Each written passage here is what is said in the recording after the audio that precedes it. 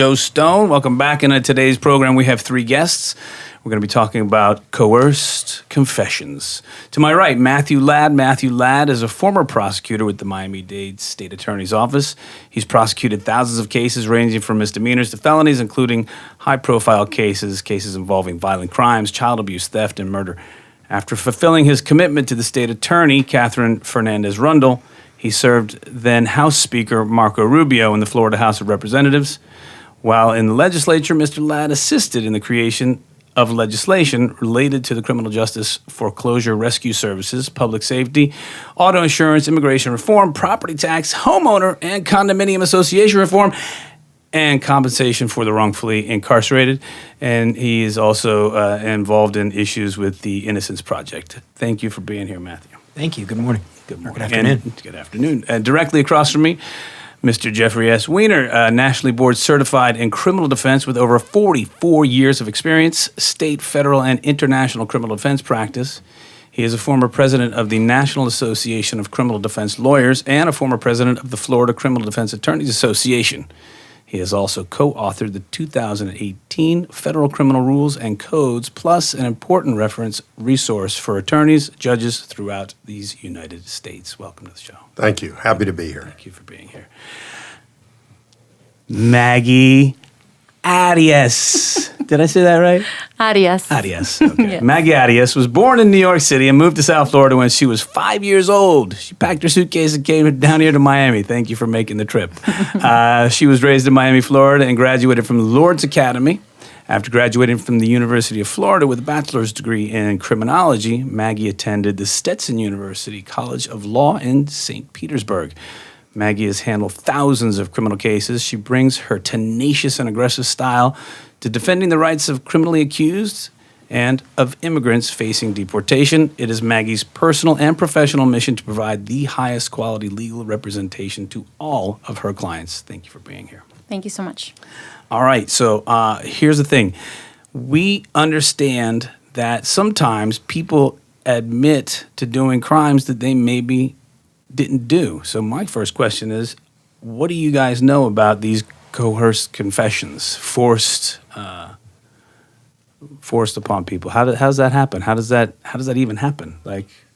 Well, let me just say that a lot of the confessions that are coerced, they're not forced. They're coerced by police officers and federal agents, but mostly police officers that have very few restrictions. They can lie to people. They can make up evidence that they have. They can talk about witnesses that they have that they really don't. And when you couple that with the fact that they often get confessions from juveniles, from people who are under the influence of alcohol or drugs, who have mental illness, who want to try to curry favor with the police officers, even though they're innocent, who don't want to look bad by not cooperating with the police. Those are just some of the factors that allow people who are actually innocent to confess or to admit to crimes that they had nothing to do with. And it happens all the time. And unscrupulous police officers become quite adept at extracting those confessions so they can close cases. And is that the bottom line, that they just want to, all right, let's wrap this up. Whether you're guilty or not, we just want to move on to the next. Go ahead. I think for the most part, the police have a good faith belief that they're convinced that the person did whatever it is that they're accusing him of, and they want to wrap it up, not have to look for any more evidence or get any more corroboration, end it with a confession. Just tell us you did it, and this will all be done. And in the case of juveniles, like Jeff mentioned, juveniles are taught, well, we teach all kids, kids grow up believing if you just admit you did it, you'll get a lighter punishment. Take responsibility for what you did. And there's no question, a case, I handled not long ago, the person had an alibi that checked out, but he confessed to the crime, to a robbery with a pistol whipping. So, why would someone do that if they didn't do it? So, diminished mental capacity, mental illness, they're just kids. And they bought the line that the police sell them that, listen, you can go home, you can just get out of here if you just tell us you did it. Even when, in the instances that these things are recorded on video or on tape, A lot of the stuff you need to see isn't on video or on the recording. Right. So you don't see the background. You just get the press record now. Okay, I did it. I went in through the window. Stop, rewind. You went in through the front door.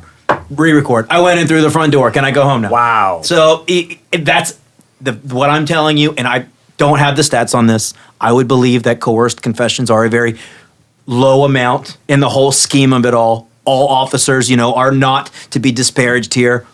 But I would say that, in the few unscrupulous incidents where this occurs, and I would think it's a very few instances, it does happen. And, it's just the nature of the imperfect system that we have. Maggie? Yeah, I think nowadays people are really aware of police coercion tactics. I mean, there's so much on television, Netflix, CBS, NBC shows are really all police-centric.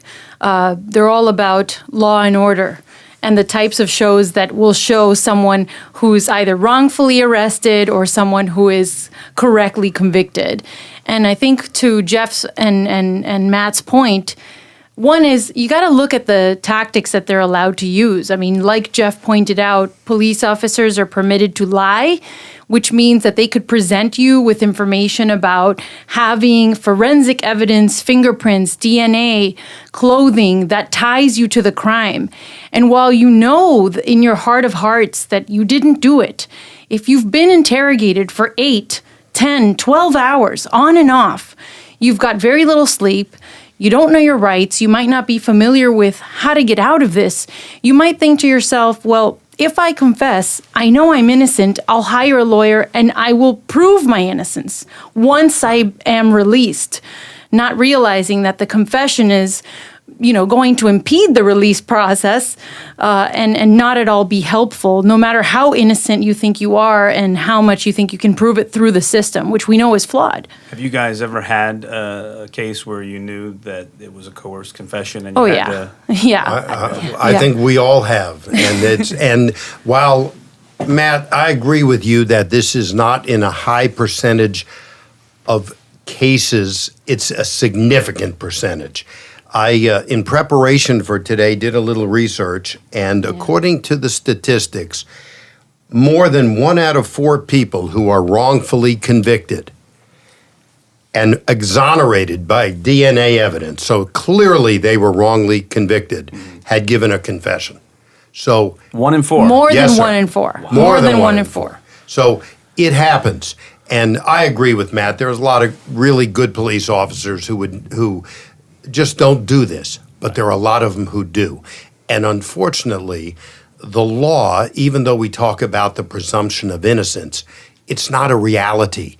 It's a presumption of guilt in court, and especially in federal court, but in state court too. Even the court of public opinion. That's You exactly normally right. see somebody, you're like, that guy did it until you're Exactly shown differently. Right. Sure. And you Yeah, might it's not amazing. even encounter a client who will come forward and say, I falsely confessed. There are clients who don't even remember the interrogation. I had a lucky case when I was still working as a state public defender where my client, and we were in felony court, so I can't remember the charge, but I know it was serious. I think it might have been an aggravated battery of some sort, where there were 2 people involved. And we were trying to determine who was really the aggressor here, because that would have been the person who would have been charged. And on the waiver rights form, you have the right to an attorney, yes, no, right? The officer detailed at the bottom in handwriting that my client had actually blown on the breath alcohol test a .38. Whoa. That was a huge red flag, okay? Because he had indicated that, in his opinion, the defendant was really off his rocker when it came to being under the influence. So how really then does he have the mental capacity to waive his rights to an attorney and to give you any kind of statement that would make sense? And so it was astounding to me that the state attorney's office in that situation actually filed the charge. And they actually went through with filing and taking it? They actually went through with filing it. And of course, we had a hearing to suppress that confession, which was granted. And so the case had to be proven in a different route, thanks to the judge who, had the hearing and heard from everyone, and the detective who had written those notes. That's, I guess, another good question. How many times, in your guys' experience, are these coerced confessions looked at by the judge and not admitted? If the defense attorney brings it to the judge's attention, but that's a gamble right there. The defense attorney has to have evidence that it's coerced, and the best evidence is something other than your client saying, no, they pulled an Andy Sipowicz on me. It's like, it's got to be something better. It's in the case that I was mentioning earlier, I happened to have the kid on video at the same time of the incident that he was alleged to have broken into. How often somewhere else are you on video somewhere else that you're able to, in this case, gold. It was the school board, and he was at school in the cafeteria in a place that had videos, and the video just so happened to be of a quality that I could, me, a relative stranger to the kid, was able to identify him. Right. That's such a rare circumstance. Super It rare. never happens. Yeah. So it's like Maggie saying, even if you get rid of the confession, is there another way for them to prove the case? And that's ultimately I guess the bigger question of whether you even bring it to a judge or not. But you just said it's risky to bring that up in front of a judge, whether or not it was a coerced confession. Why would it be risky? What's the downside? You're negotiating a plea offer, right? So when you're bringing it up to the state attorney, look, let's work out a deal here where my guy's looking at 15 years of prison on the maximum side. I think he should be able to get boot camp or diversion. And they'll say, we'll entertain that type of plea offer, but they don't want you to, pull shenanigans of disparaging the officers over something that we can't prove. So we make an aspersion against a police officer that we can't prove. We force a hearing in front of a judge that takes 2 hours or whatever it takes, all for nothing. And, ultimately the state attorney looks at that and says, look, you get rewarded for taking responsibility for your actions early. If you do that, you're going to get a lighter sentence, maybe boot camp, maybe probation, maybe diversion. If you don't, and you lose the suppression hearing of the confession, you've only made the state's case stronger. It seems like the state attorney's office is pulling the same thing that the cop that's lying and saying they have evidence is pulling. They're trying to negotiate a plea and saying, well, if you do this or don't do that. It's almost like what you said in the beginning, Jeff, about how we're taught to behave and answer to authority, or maybe it was you, Matt, that said that, because now the state attorney's offices seems like they're pulling the same thing in this particular instance, what you're just saying. Some prosecutors know that certain police officers are not honorable. But I have found that the majority in Kathy Rundle's office look the other way and will support the police officer's version, even when they know it's not true. So I want to tell you briefly about 2 cases involving confessions. When I was a young lawyer in 1974, before you were probably born, A couple of years. I represented a fellow named William Alvarado. He was deaf from birth. And I remember distinctly when I first got the case, he was in custody. I read the arrest form that said that he had made a full confession, and there was a detailed confession in the narrative portion of the arrest form. I then met this fellow's family, and they said he couldn't have confessed. He hasn't spoken a word from the day he was born. He is deaf, he has mental issues, etc. I got all of the medical records and absolutely proved it. The case got dismissed. The judge lambasted the police officer, but nothing happened to the police officer. He went on to have a stellar career, and that's one of the problems. There is virtually no discipline from Kathy Rundle's office against police officers in the overwhelming majority of cases when they lie. And Kathy's my friend, she's great, she's wonderful, but the reality is police officers don't get charged when they shoot people.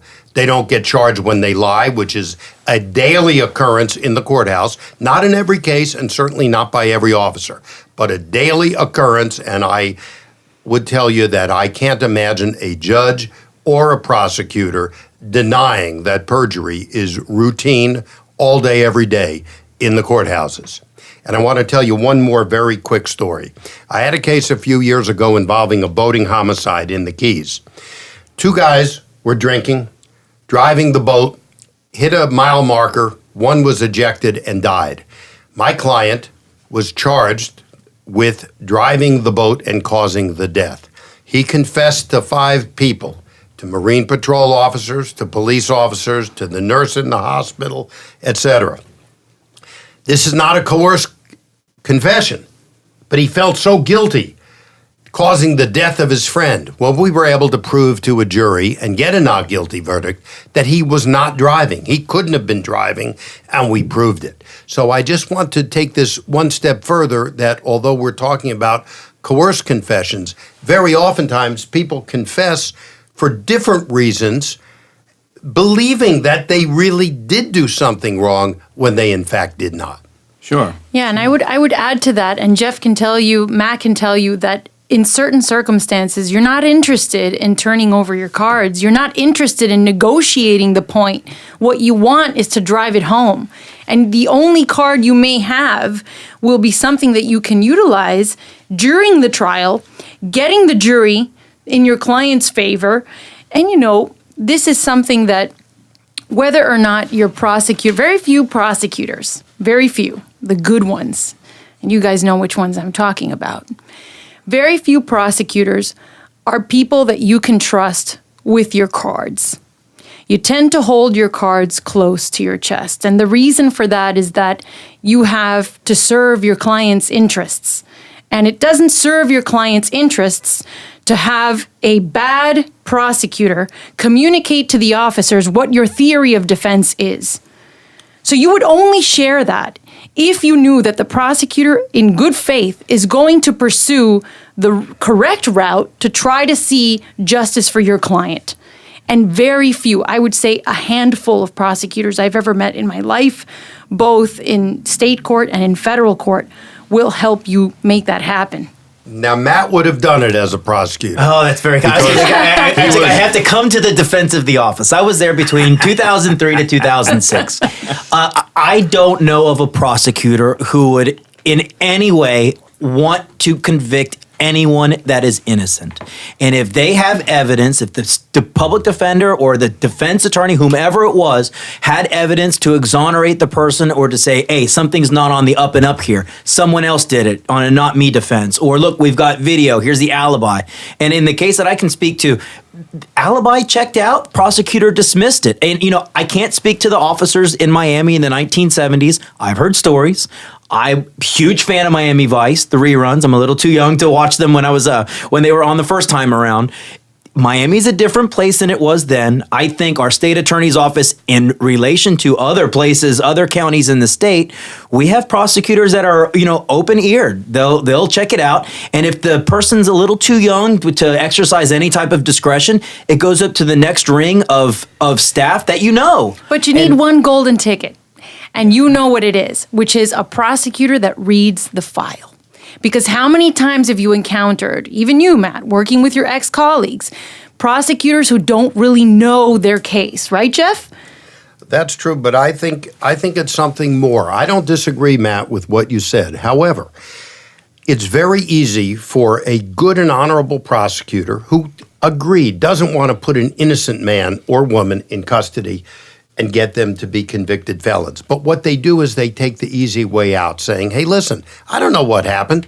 Why shouldn't I believe the police officer? I have to work with him every day. Let a judge decide. Let a jury decide. So in that sense, when they really know in their heart of hearts that there is an injustice here, many of them look the other way and just say, whatever, it's not my problem. If you win in court, great, I'm happy. I've had cases where I've gotten a not guilty and the prosecutor will come up and say, I'm so glad. I really didn't think your client was guilty. And shake your hand. Yeah. And I was like, my God, why did you go forward with this? This is not a game. Right, which and makes it's not this ethical. happens. Right. It's not ethical. Because, and I mean, to what Matt was saying, to me, in the conversations we've had on this program and the stories I've heard, it occurs to me that a lot of these young prosecutors, they're there to prosecute, and they want to get the win, and Some they feel want they're on a mission from God. Correct. And they're going to get everyone. Not that many, but there are some like that. Yeah, and or, they don't get fresh out of law school, and they're like, "Hey, I'm here to prosecute. I'm gonna get my stars." Well, there's certainly that. And as a young prosecutor, you're jazzed up and you read what the police has told you and why they allege it. And 99.9% of the cases, the allegations check out. I mean, you take that to trial, a jury will convict on it. And that's ultimately how the imperfect system works, right? Allegations are sufficient to present to a jury, and it's up to a jury to decide. Now, if there's something that's inadmissible, something that a defense attorney says, hey, look, here's the reason why this is completely wrong, you check it out. And if the young level prosecutor doesn't buy into it, or listen, I'm just here to salute and do the job, you take it up to a supervisor. Right. And we all know the supervisors. They've been there for 10, 15, 20, 30 years. And they'll hear you out. I mean, Some will. Jeff, they'll some pick won't. up your phone call. I know that for sure because you're Jeff Weir. You're also talking about situations where you have private attorneys that are representing people, and that's their focus is obviously on that person. When it comes to public defenders, I believe that the public defenders do want to do a good job and have a lot of resources, but I also believe they're the heroes of the system. I believe they're also overburdened. No question. But no question about it, Jeff. But they are trying cases day in, day out. They're jumping on cases with colleagues all the time when they're not in trial themselves. I was at the public defender's office for over 5 years, back when Bennett Brummer was still a public defender. He served in that post for 29 years before Carlos Martinez, who you interviewed recently, started as the state PD.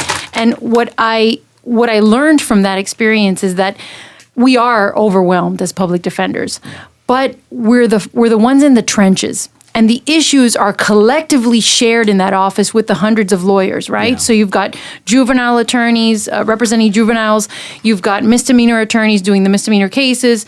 And then you have the A, B, and C attorneys handling the different types of felony cases. Right. And everyone does this camaraderie, sharing the wins, the losses. How did I get this wrong?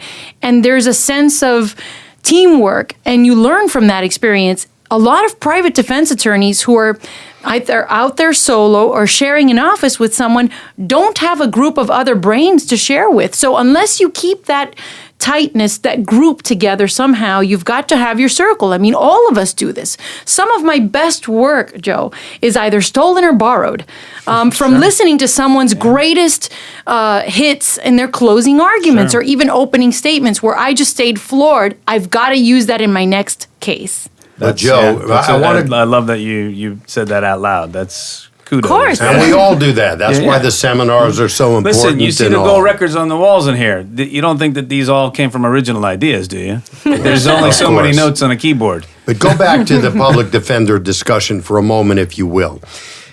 There's a real problem all over the country where prosecutors have, I don't want to say unlimited resources, but when they need the resources, they get it. Yeah. The public defenders don't have that.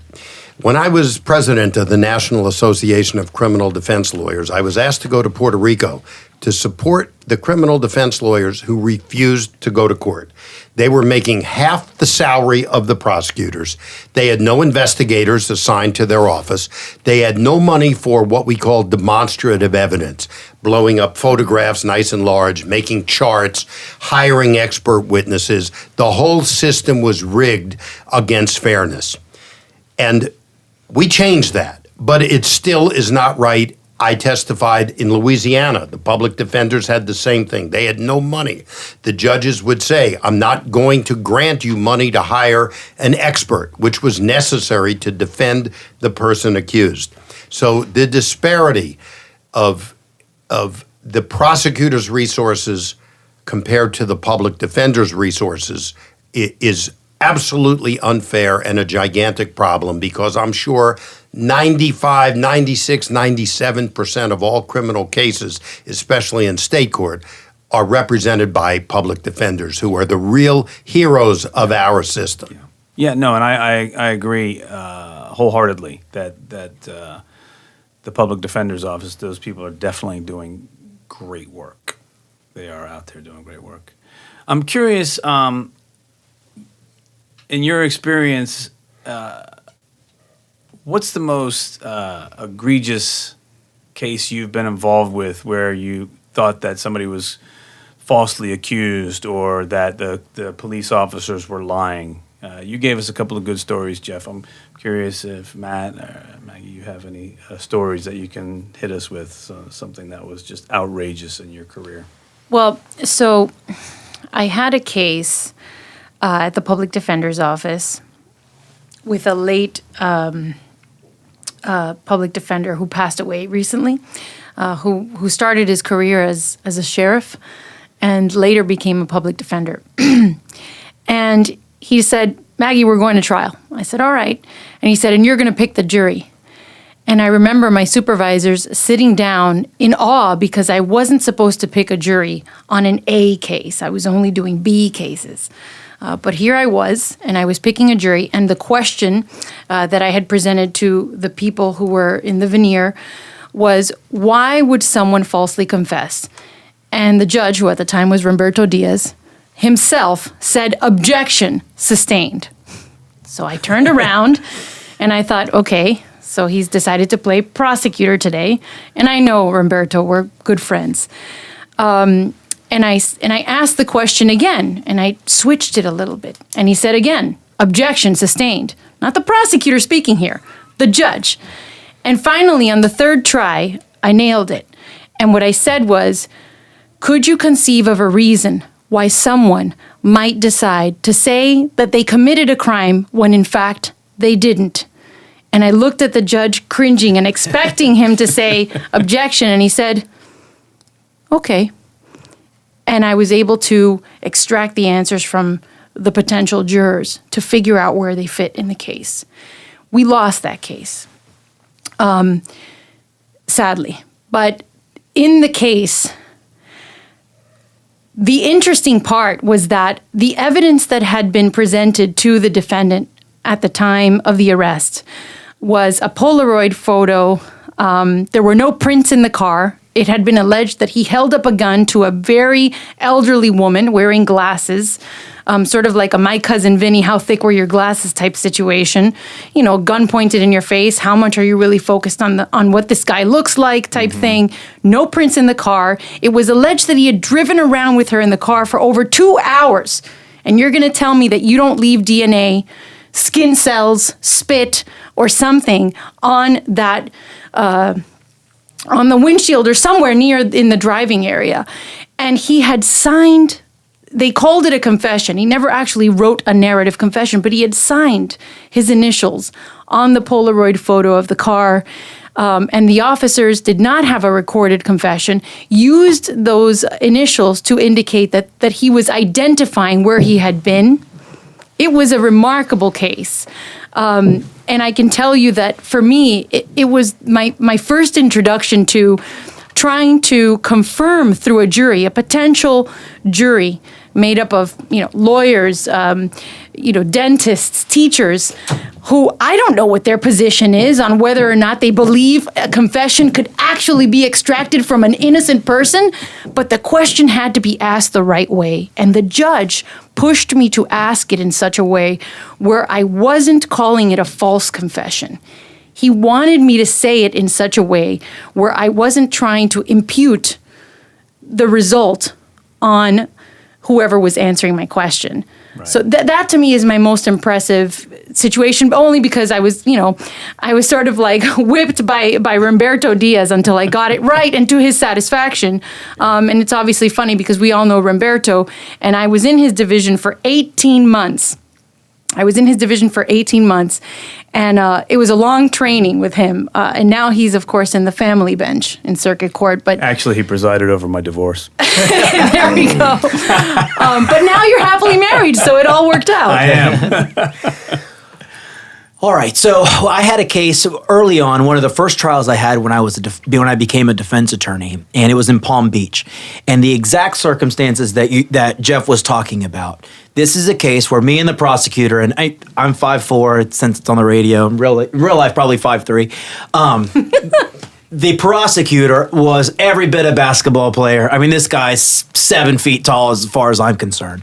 And we got into it, yelling, screaming match towards the end after the jury retired to deliberate. And my client had given a confession. Yes, I had sex with the girl. But our position was this was a case of regret, not rape. And the jury acquitted. And we believed he'd been wrongfully accused from the start. We felt if the prosecutor had just seen the things as we had, and granted there was something the officer did not translate for those English-only prosecutors that would have helped the prosecutor reach the decision that the jury reached, that we brought out at trial in transcription form and made a big deal about, that would have changed. That would have changed everything. So David Rank, you probably know. I don't know if you know David Rank, Maggie. He was my division chief at the state attorney's office. And one thing he always said about confessions, he says, they're never truly confessions. They're usually some sort of self-serving statement as to, yeah, I took the bread, I had to feed my family. There's always some good reason behind it. And that actually goes to corroborate that the confession's a legitimate thing. I mean, yes, I did it, and I'm very sorry that I did it. And okay, well, he's sorry he did it. If you get the, yes, I did it, I went in through the window, I pistol whipped that kid, period. It's like something's not right about that. Where's the self-serving statement? Why'd you do it? This kid punked you at school. You had some, moral reason for doing it. So, I mean, I think that's one way of evaluating confessions, how they lead to a wrongful accusation. And I want to add something to what Matt said. When you're talking about alleged sexual misconduct, when the police don't record a confession, they will very often talk about intercourse, let's say, and get the person to acknowledge, yes, we had intercourse, but it was consensual.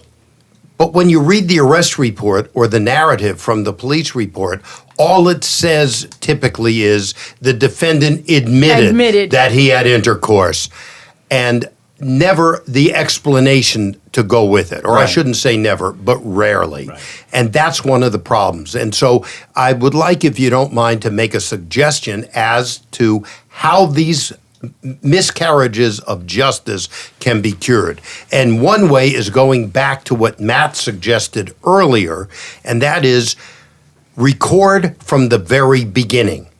Because what happens is the police get these people in a room. They go over it and over it and over it and correct them and tell them, why don't you say this? Or we have a witness who said this. And before you know it, they have the whole story mapped out, and that's when the tape recorder goes on. Yeah, wouldn't And that be it's like horrible. basic common sense that wouldn't somebody say, wait a minute, we'd like to see the 3 hours prior to this? Sure, but the police we don't have a recorder. We didn't have one that day. Our department doesn't have the funds for it. They come up with every excuse in the world, just like with body cameras. When the police beat people up, the cameras all of a sudden don't work. I didn't wear it that day, and the judges look the other way in almost every case. And that's a big frustration that I will speak for myself, but I think we all agree. Right. We want justice to be done. Right. And we want fairness. Yes. And if after a fair trial a person is convicted, well, then the system will have worked in almost every case. Right. But the unfairness is what we can't stand, and that's what keeps us up at night. Yeah, the injustice for all is what we're all about. Yeah. Because, when there's injustice for one, there's justice for all. Well, there's no question the system is human and the system is flawed, and it may be the most perfect system there is, but it's not perfect, right? I mean, guilty people get off, probably by a much greater percentage than innocent people get convicted, and that is how the system's designed, right? And so, in Miami, and Jeff, I'm sure you've gone all over the state. I mean, I've been to a few different counties, and Maggie the same way. It's a lot better here in Miami. Yes. Oh, yeah. But no question about it, our state attorney's office, I think our police force, up and down the entire system to ensure that innocent people aren't convicted, and only if you're truly guilty. I mean, in Miami, sometimes it takes the fifth time for you to really be asking for it before you actually go away for any substantial time. Right. And We're generally liberal in this county. And what Matt's saying is so true, because most counties, you go from Broward up, and Jeff will agree as well. You go Broward up, and you've got God-fearing folk who make up the jury, okay? But what do we have in Miami that we don't have up there? We have juries that aren't afraid to call cops liars. Why? Because we consistently read in the Miami Herald and other publications that are well respected about the frequency with which officers lie on reports. And back to Jeff's point for a second about the system of unfairness. What do I want? I would love to have a comprehensive police report for once that reads like it should. If you're an officer of the law and you come into this, you didn't witness the crime, then you need to tell the story from both sides. Am I right? You cannot simply impute guilt to the defendant just because he's the person who people or someone pointed the finger at. Mm-hmm. And last thing I wanted to say is if there are any public defenders who are listening to this today, is to keep up the good fight. And the case I mentioned earlier was with, God bless him, Bill Surowick. So I figured that you knew, but sure, I wanted to make sure that the PDs out there know how much we all love Bill. And I want to mention one other thing to follow up on what Maggie said. Very often, the police take the side of whoever calls 911 first. And it is a frustration that we all feel, all meaning those of us on this panel, but every lawyer who goes into court on a criminal case. The judges feel it. It's wrong, and it's a race to call 911, and not in every case, but in the majority of cases, that's the person who gets labeled the victim, even when they're not. So there's a lot of frustration. The police are overwhelmed with cases. They're very, very busy, and if they can close a case out quickly with an arrest, their attitude is what many prosecutors are, and that is, hey, listen, I don't know what happened. You're under arrest. You're going to jail. Work it out with the prosecutor, with the judge. I'm done. Right. I've done my job. Right. And then the real problem comes in when the prosecutor says, listen, I hear you. Leave it to a judge or a jury. And there you go. And somebody's fate is determined by fate. That's not how it should be. Or by the luck of the draw. Exactly. Yeah. I mean, as you said, with jury selection, it's a tricky thing. It really is. That in itself is a science. And I mean, you guys know from trying so many cases, we get trained on how to do it, but it really is an art. And it's something that you perfect over time, and you never really get it right. But, what I like to do is I like to find out, what book are you reading? What's the last book you read? Because just even that, I see sometimes jurors who are walking in from the panel upstairs where they wait in the waiting room, and they know if they've been there before, Joe, they know to bring a good book or a magazine because they know they're going to be bored until they get picked to go down, right? And so they walk in, and I can't tell you how many times I or my colleague sitting next to me have spotted a book in a hand that I thought, oh my God, I can't have this guy on the jury because he's reading Rush Limbaugh. Like, seriously? I mean, like, or, well, in a self-defense case, you might want that juror. He is an ardent supporter of civil liberties. But I'll leave it at that. He knows firsthand from his little run-in with the pills. Well, hey, if it's a Xanax case, maybe I do want that guy in my jury. But poor guy gets dogged. It's like 12 Angry Men, that great movie. Oh my God, it's such a good movie. When you pick a jury, I don't care how good you are at picking a jury and how fair the judge is in letting you ask open-ended questions. You never really know what goes through the minds of the jurors. Yeah. And that's a fascinating movie that, in many respects, is quite realistic. You could just be a fly on the wall. You should actually put a clip of that in the website for this thing. And the last thing I was going to say is something that Matt and Jeff are very aware of is we don't get the same shot at voir dire, at jury selection in federal criminal court that we do in state court. We have so many more liberties. So much more time is allotted to the defense and state than in federal court. If you're lucky, what I do in federal court is I'll file a motion with the proposed questions I'd like to ask. But Jeff, I mean, you can speak to this as well. It's incredibly unfair. In state court, the state constitution and our rules of criminal procedure guarantee that a lawyer can actually talk with the prospective jurors. Not so in federal court. And jury selection in federal court in front of most of the federal judges is a meaningless process. They ask, what's your name? Where are you from? Where do you live? You ever been convicted of a crime? A few basic questions that give zero insight. Yeah. Some judges will say, all right, I'll tell you what, I'll give each lawyer 10 minutes after I'm through. Federal court is as unfair as you can imagine, with most of the judges. And people, unfortunately, don't realize it. There's no exchange of witness lists. There's no full exchange of evidence. It's a rough situation.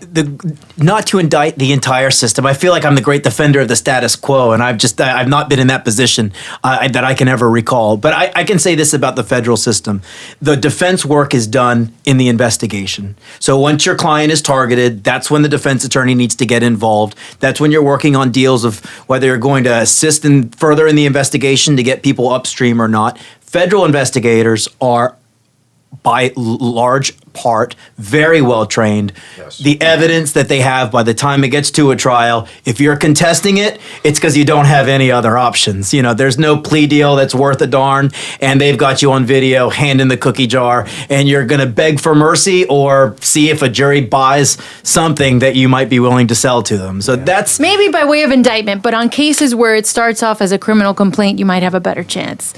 I had a case once where my client, God bless her, was charged with 4 counts, false claim to U.S. citizenship, the use of a social security number, which, by the way, we'd found out throughout the investigation that social security number had been assigned to her by the Social Security Administration. And this client had actually had applied for and obtained lawfully a U.S. passport, believing after she was in her late 20s that she was in fact born in the United States. Long story short, this case was tried in federal court. We won. And I remember that every single time a witness got up there, including they brought a witness from Jamaica, from the registrar office of where you would register a birth.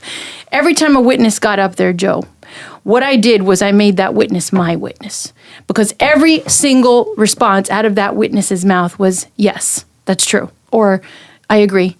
And the questions were framed in such a way, and this witness was particularly important, that in a place like Jamaica, where it was alleged that my client had been born, by the way, it is very common that births are not recorded for more than 90 days after the child is born, okay? This was crucial.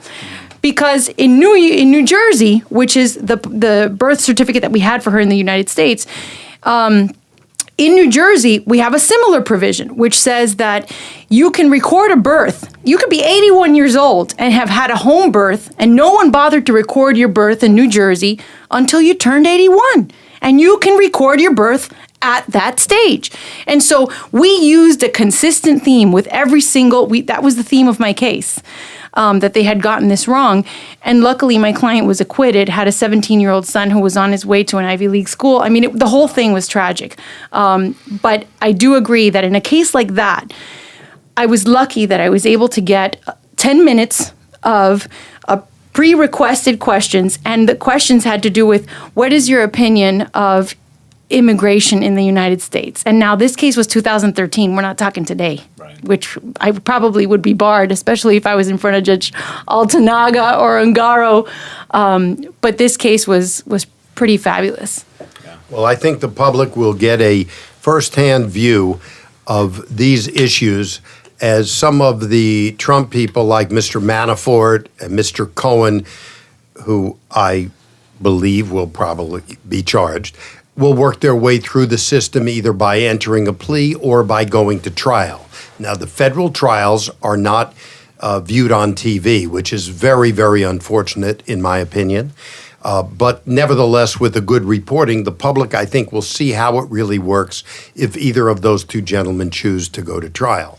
I wish the cameras could be in the federal courts. Mm-hmm. When I argued before the United States Supreme Court, they record the audio. Mm-hmm. And you can listen to the audio of every argument, but you can't actually see it. You have to look at the little drawings. But at least if you hear it, you get a feel for what the lawyers are saying, what the judges are asking, and it's fascinating. The more the public knows, the better it is. Yeah, that's. Listen, that's the reason we do this show. The more educated our community can be, the better we can hopefully make decisions going forward in the future for our community and how we want to structure the way crime is dealt with. Because there is, we say this, there are criminals out there, and there is crime, and we need to deal with that. But how do we deal with that after? And that's why we have these conversations. I want to ask you guys, I've not asked this question to anybody since we started this program, but I think this is a good panel to ask this question to. Polygraphs. Great question. They've worked for me, and when I worked at the state attorney's office, they something we would rely on. Yeah. And your producer, we actually were discussing that before you got here, and he asked, it's like, but are they reliable? Yeah. My response to that was, are people reliable? At the end of the day, it's a gut check. A human being, a police officer in many cases, and then we ask a prosecutor, and then we ask a judge, and then we ask a jury to make these assessments of credibility. Is this person telling the truth or not? Is a computer system program any more reliable than the natural error that a human has of picking up on certain things? Gosh, I'm willing to give it a shot. I'm just not sure. Domestic violence cases are such a great example. He said, she said, no one else is in the room, and someone's got a bruise, or they don't. I mean, one of the great cases that we had was our former mayor, who used to be the head of the Miami-Dade police. He ended up in one of these cases with domestic violence. He said, she said, and I think the battery was a spit. So there's no evidence when the officer shows up. It's just her testimony. And like everyone said, this report's going to get written up as everything she says, poor victim, against defendant who chose to remain silent. No statement against him. So you're left with the he said, she said, and now let's send our defendant over for a polygraph. It'd be great if the prosecutors used it for victims, because so often in those cases, the victims are everyone's cut from the same cloth. You just don't know who to believe. So if the Slattery firm is who we often use, and it's who I've used as the defense attorney. They really put a lot of science behind it, and they're very confident in it. I've had them exonerate some of the most egregious sexual abuse cases, child abuse cases. They're the go-to, and you give that evidence to the prosecutor who doesn't know who to believe. You show them a little bit of science. Again, there's not a prosecutor that I've ever met that wants to convict an innocent person, nor is there a prosecutor that wants to lose a trial. So when you've got a compelling testimony saying, I didn't do it, I'm telling you I didn't do it, she's lying, and granted the evidence of the polygraph isn't going to come in, but you've given the prosecutor a gut check. So I think that polygraphs are huge, very useful, and a huge resource for us. They're a definite tool that we can use, but unfortunately, I have seen time and time again where the Dade County, Miami State Attorney's Office chooses not to rely on the polygraphs, even though the examiners are the same ones that they use all the time. So politics play into criminal cases. Not all of them, but on certain high-profile cases, politics is part of it. And the reason the state attorney gets elected and judges get elected in the state system, not federal, and politics is part of life. So I think it is quite naive to suggest that politics doesn't enter into some of these high-profile cases. Right, and I would add to that when a case is being decided for filing, so you've got the initial arrest and charge, but the prosecutor's office is still thinking about formalizing the charge into an indictment, into a charging document, right? In some cases, like on child abuse cases, your prosecutor may say, look, if you're going to have them polyed, then I want these questions listed. Okay? Yeah. And so, again, this goes back to whether you have a good working relationship with a good prosecutor who's giving you point blank, these are the things that need to be in that poly. And if they're not, I'm not going to care what's in there. Because they can choose to accept it or not accept it, or right. I mean, are they? They're not admissible They're not. as evidence in front of a jury. So Right. that's why I said it's a tool.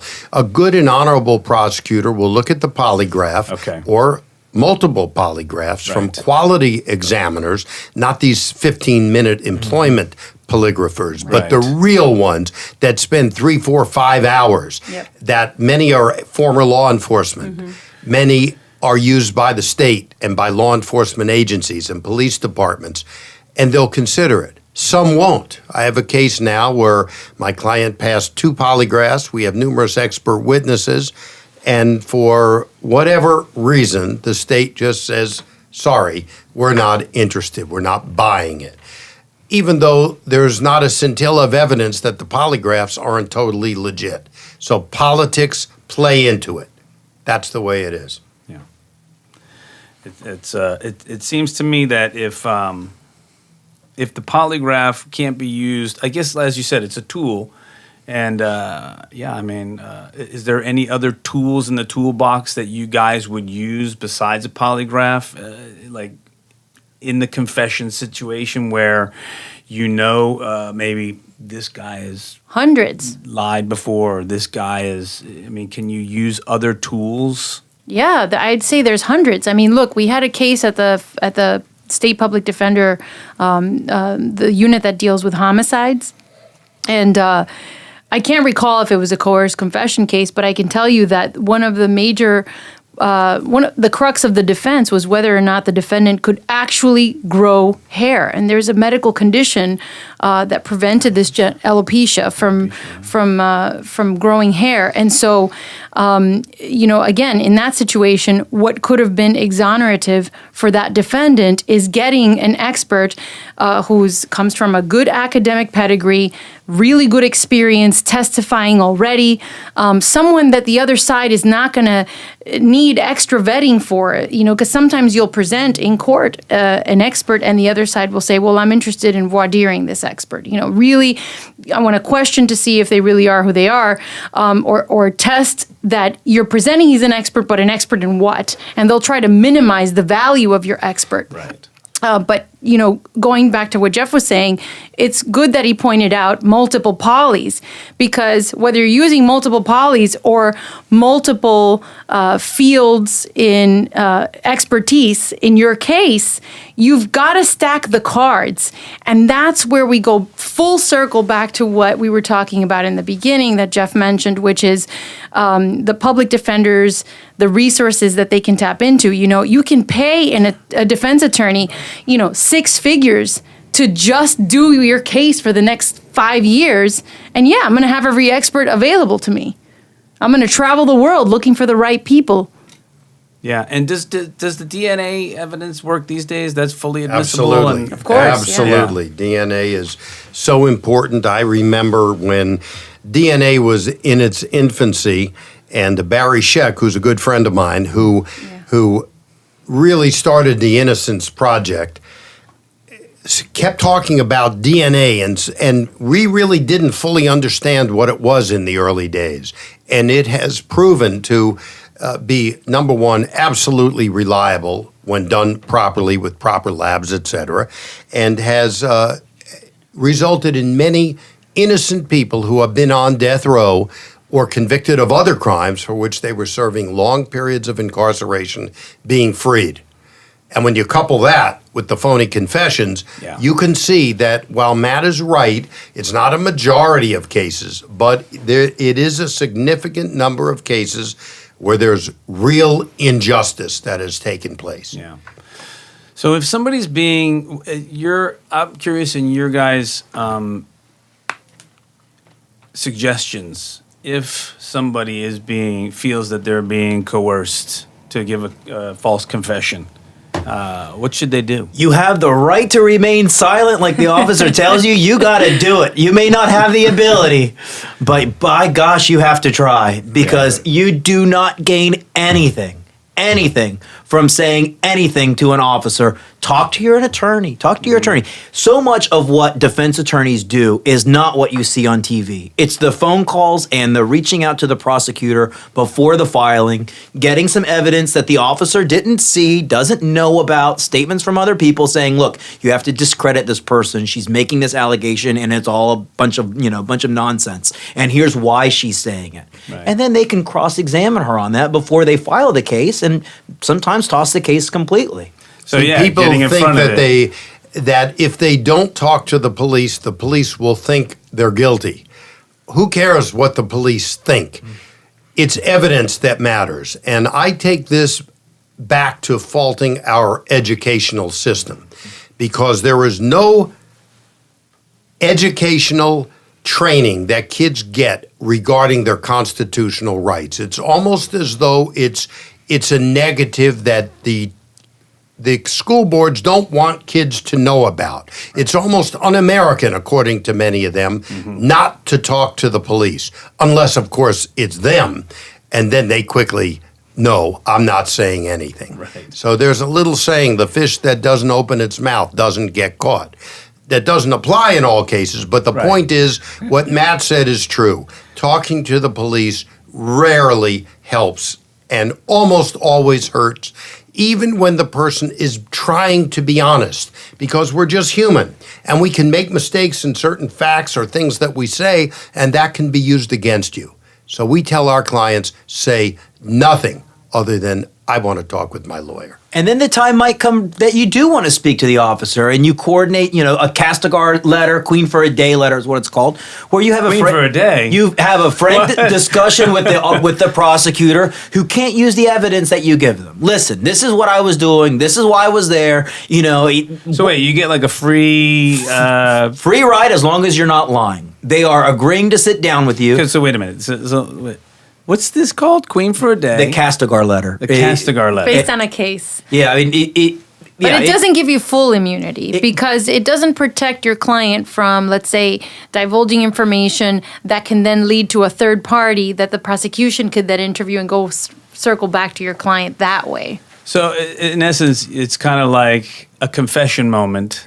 Let me tell you exactly what I'm involved in. With some immunity. Without you using that against me. You otherwise wouldn't know about it, but possibly this will help you get the bigger fish you're looking at. Or understand that what I've done is not even against the law.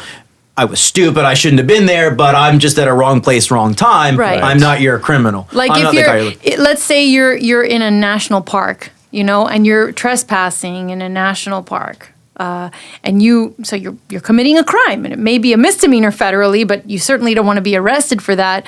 And you end up arrested, and they charge you with something completely different that you had nothing to do with. You may have an interest in coming forward and saying, "Look, this is what I was doing. This is where I was at, but I certainly wasn't doing that." Right. There's other reasons in which you would use the context of Castigar letter, especially in the federal system. But well, look now, like with the Trump matters, General Flynn. When Flynn was arrested, there was a big question of whether he would cooperate or not. So what certainly happened is, before the prosecutor would agree to give him a good plea or a good deal, the prosecutor arranged a meeting for a proffer, what lawyers informally in federal court called a queen for a day, as we've discussed. In other words, we're going to let you talk to us. You better tell us the truth. We're going to listen to it. We're going to evaluate it. And if we believe you, if we like what you say, we'll talk with your lawyers about resolving this case in a more favorable way. And that's what that's all about. So that you don't have to wait until trial begins in order to try to get the case fairly and properly resolved. So without a doubt, Flynn went in under this Queen for a Day semi-immunity type arrangement, told them what they wanted to know, and that's when they said, all right, we're going to offer the following plea to you, and that's what that's all about. So that's a good thing. That plea might be something more palatable to your client. Absolutely. Rather than the charges that are proposed to begin with. It's a good thing. Okay. In other words, listen, I was involved, but my role was this, not what you think I did. Or, as Matt said, I was there, but I didn't do it. I mean, every case is different, and the more sophisticated the cases are, the more involvement people have, but not necessarily criminal involvement. So it's a good chance to educate the prosecutors, and typically agents are in there, as to, listen, I know you found this, but that's not what really happened. Or I know you have this document, but that document explains this document that you don't have that I'm giving to you now. So it's really a good thing for justice. Yeah. If you choose to take advantage of it. Yeah, and that's I've never heard of that. That's fascinating. Sometimes you don't want to do it. Sometimes you do. Right, and that's when I guess you take the advice of your counsel.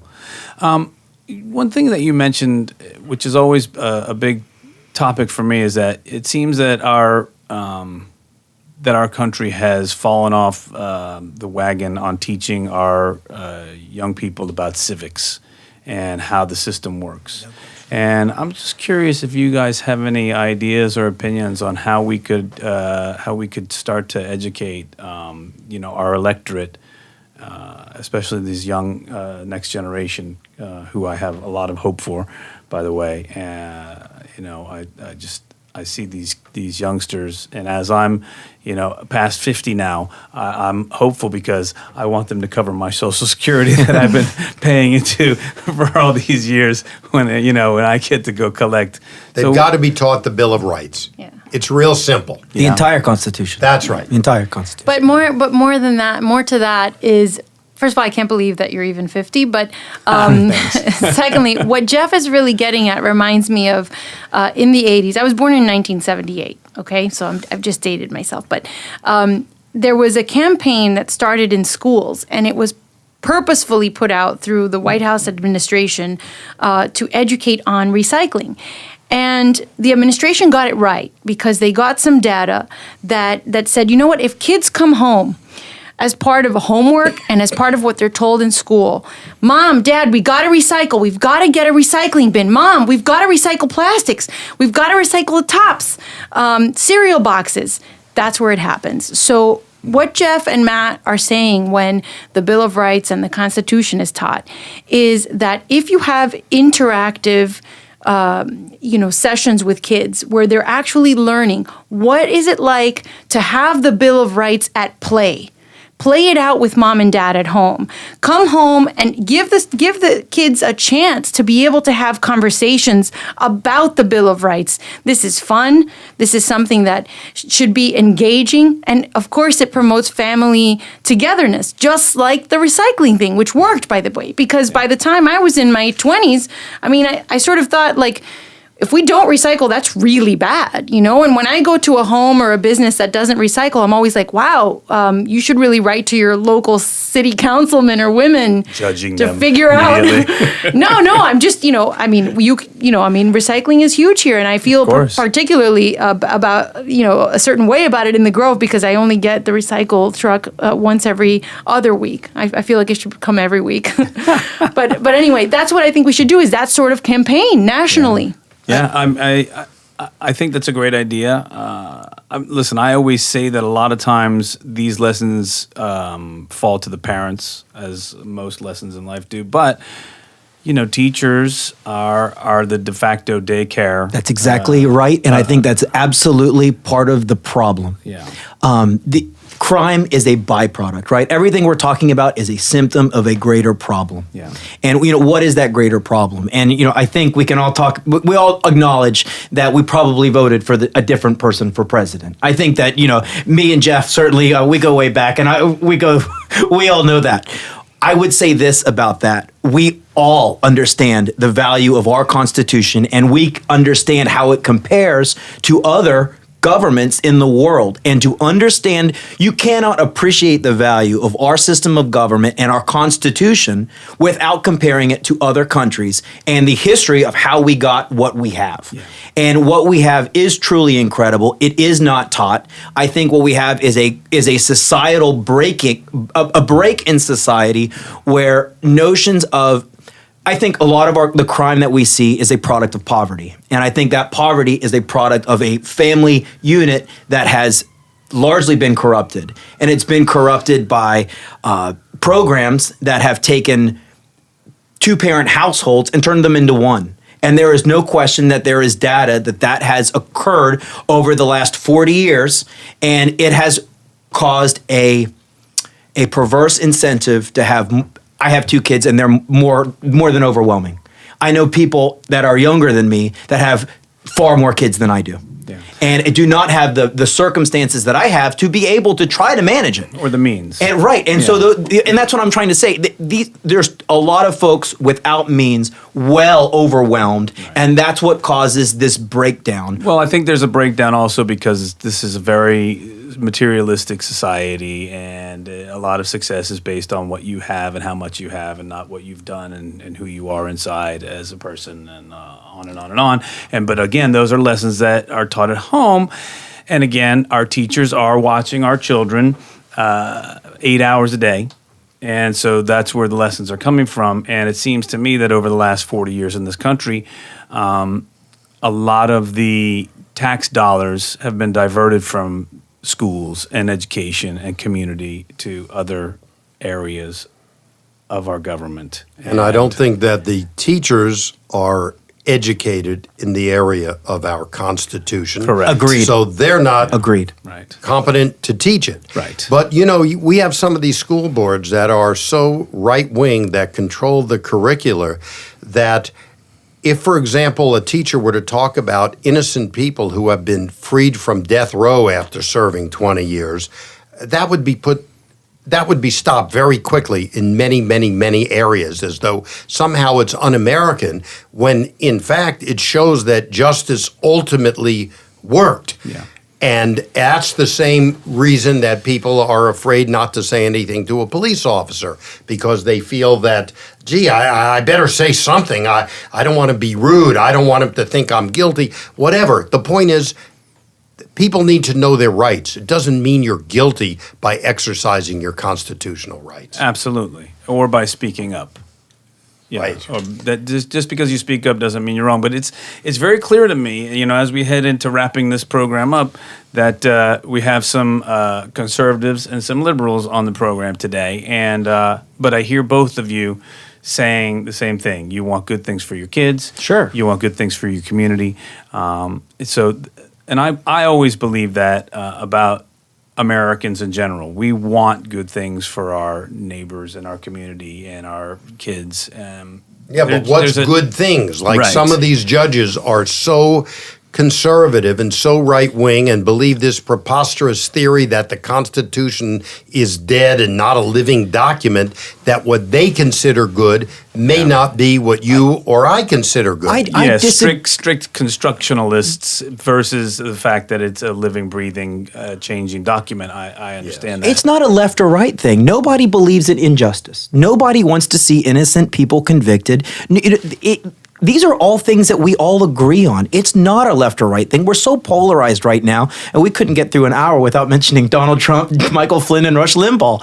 And I find that And By the way, metaphor. first time ever on this program that any of those names have been dropped. I find that They were relevant. I find They it are fascinating, like what a role the federal government is playing into our lives. And that's why I say, from a conservative perspective, if you are a single mother with 5 children, and I know single mothers with 12 children, well, I know a man younger than me with 12 children, a client of mine. I can't believe he has 12 children. I couldn't manage 12 children. How does he teach any one of those 12 kids about the First Amendment, much less the rest of them? It's not possible. How about his lesson in birth control? Right. And his kids are not going to be able to teach their kids about the necessary civic responsibilities that come with the upbringing that we were given. So I think it's cyclical. I think a government dependency program mentality that's existed for the last 40 or 50 years is a root cause of it, and the criminal and social ills that we have from it are a byproduct of it and a symptom of it. Yeah, okay, but that's a whole nother conversation. That's a whole other show. Yeah, Stay because- tuned. Like we got to talk about what kept that sector of the population down. Yeah, Who's responsible yeah. for that? Well, but as they but- say, that these slow-moving laws that are put into place that are done by the top 1% are done over a slow period of time legislatively, and that when there is when the moment comes for people to react and make a swift change, it's usually violent, and that's been proven through a lot of societies in the world history, and hopefully it won't come to that in this country. But it is clear that there have been a lot of these laws put into place over the last 40, 50 years that are pretty egregious to the middle and down population in this country. But you can't deny that what really we all need is prosecuting agencies that really place value in the state constitution, which, by the way, mirrors the U.S. Constitution, our state statutes, which protect us. We have statutes that actually, give us rights to file motions to suppress based on illegally obtained evidence. These are state statutes. The same thing appears in the U.S. Constitution. But I feel what Jeff feels when he walks into court, and what Matt certainly feels, which is that there is a dilution of the concept of the value of the Bill of Rights. And it's almost as if you're up against a system where the rules of criminal procedure Matt may not feel that. the rules of criminal procedure, and we can all attest to this, are not defendant favorable. What happens is you walk into court and you've got an X marks the spot on your client's head. And it's the defense attorney's job to breathe life into an otherwise lifeless number of a file sitting on a prosecutor's desk. Create humanity. And that's exactly right. And that's the role of the criminal defense attorney. Sometimes it's, look, there's no not me defense in this. You caught my guy on video red-handed. Let me show you why my guy shouldn't get 5 years like you're asking, or 20 years like you're asking. And that's our role. And, I see that as our role. And I think that's a fantastic thing that our system has. It gives, prosecutorial discretion works both ways. Yeah. If you get a bad one, you got to take it to a supervisor. You get a good one, you stick with him, and you cut your deal with him right there. So it always makes my heart feel better when I see a hardcore conservative come in and that has at least some respect for the Constitution and humanity, and because you don't always hear that. You know the definition of a liberal. A conservative under investigation. Okay, so that does it for this episode. Wow. Before we wrap Thank up, you. one of the things we like to ask our guests, because all of us that are involved in this program are involved in the music world, so we like to know what you guys are listening to. So who's on your playlist this week? Who are you guys listening to musically? Yesterday in the gym, it started off with Toto, Africa, and I think I had some Journey mixed in there before it was over. So All right. There you go. Journey, great, with the original Steve Perry. Yeah. Yes. And Chameleonaire, and then my kids make fun of me because I still like Billy Joel and Jim Croce and Cat Stevens. Great Who's writers. now- Wonderful. What's his Great name writers. now? Yosef Yeah, Mohammed or Yosef something? Mohammed. Something Yeah. like that. But Yeah, Cat Stevens. Yeah. Yeah, so that we've got some of that at home too. We Yosef love- Islam, I think, Yes. is his name, actually. We've got Cat Stevens on our Pandora, and my husband loves to play Billy Joel for my daughter who's 19 months. All right. But right now, what's on cue, like 24/7, is the soundtrack and the movie Moana, and also Coco, which got is the the young recent one. kids. Nice. So basically, we're singing Spanish songs, or we're singing Hawaiian dialect. Nice. But it's pretty great having a kid who's 19 months old. Awesome. All right, for the team here at Felony Miami, I'm your host, Joe Stone. Don't forget to check us out online, felonymiami.com. You can check out the show on Apple Music, Spotify, your favorite RSS feeds. Thank you, and we'll see you next time.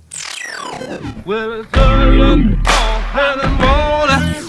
Then when I ride, Lord and Mama. Well, it's early in the morning.